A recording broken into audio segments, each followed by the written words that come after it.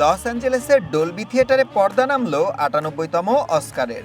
সব জল্পনা কল্পনার অবসান ঘটিয়ে স্থানীয় সময় রবিবার ঘোষণা করা হয় বিশ্ব চলচ্চিত্রের শ্রেষ্ঠ কুশীলবদের নাম। এবারের অস্কার ছিল নতুনদের উত্থান আর প্রবীণদের শ্রেষ্ঠত্ব প্রমাণের রাত। সাথে একাধিক রেকর্ডেরও সাক্ষী হয়েছে এবারের আসর।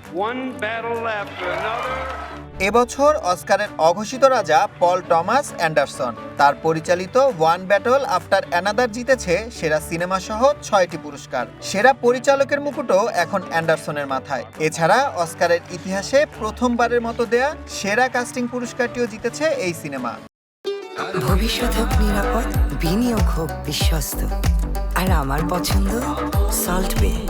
ওয়েলকাম টু সল্ট বে। And the Oscar goes to Sinners. ১৬টি মনোনয়ন নিয়ে অস্কারের আকর্ষণের কেন্দ্রে ছিল রায়ান কুগলারের সিনেমা সিনার্স। এতে দুর্দান্ত অভিনয় করে সেরা অভিনেতার মুকুট জিতে নিয়েছেন মাইকেল বি জর্ডান। কুগলার নিজেও সেরা অরিজিনাল স্ক্রিনপ্লে ক্যাটাগরিতে পেলেন অস্কারের স্বাদ।